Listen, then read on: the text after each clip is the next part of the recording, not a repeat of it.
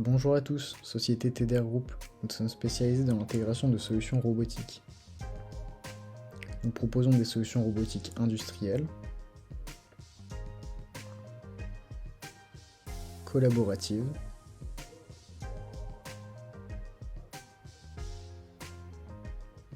et mobiles. Toujours soucieux d'aider l'opérateur dans les tâches pénibles, nous proposons depuis peu notre exosquelette, le Mate. Nous allons vous montrer dans cette vidéo les détails techniques ainsi que les étapes de la mise en place.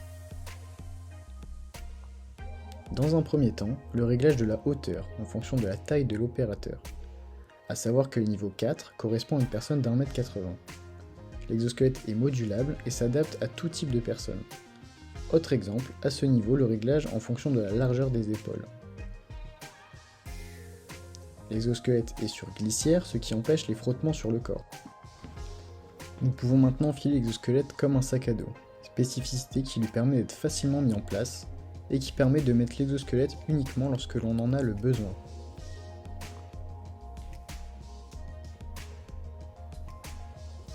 Avec la ceinture, nous venons effectuer un balayage pour bien caler l'exosquelette sur les lombaires.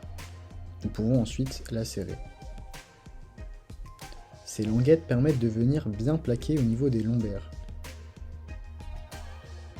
L'ensemble de ces cordelettes permettent ce plaquage et de bien maintenir le dos. Pour le réglage de la partie haute, il est nécessaire de laisser du jeu, une main au niveau des épaules, pour qu'il n'y ait pas de fonction de bridage, l'exosquelette reposant uniquement sur le bassin. Passons au bras. Il faut dans un premier temps venir enlever le frein pour sortir le bras du mode parking et activer le mécanisme. On va ensuite pouvoir, par l'intermédiaire d'une languette, venir le ramener pour le serrer juste au-dessus du coude.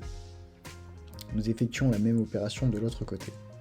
A savoir que c'est dans ces bras que nous retrouvons le mécanisme d'assistance qui est uniquement constitué de ressorts. L'exosquelette est maintenant mis en place.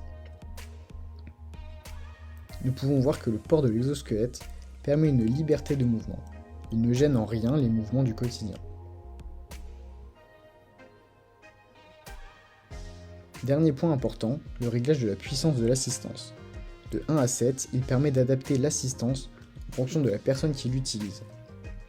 Réglage rapide et dissocié en fonction des deux bras, nous pouvons adapter la puissance si l'on porte un outil lourd. Cela n'affecte pas la liberté de mouvement dont nous disposons.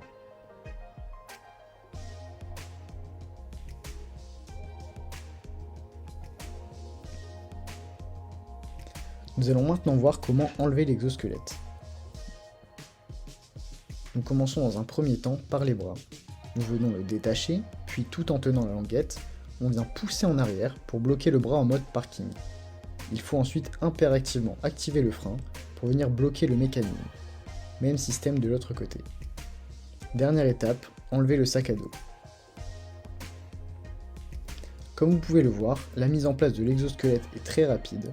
Il suffit d'une vingtaine de secondes pour l'enfiler, comme pour l'enlever. Je vous invite à aller voir nos autres vidéos sur notre exosquelette pour mieux comprendre son fonctionnement et voir les mises en situation que nous avons effectuées. N'hésitez pas à nous poser des questions si vous avez besoin de plus d'informations, nous aurons le plaisir d'y répondre.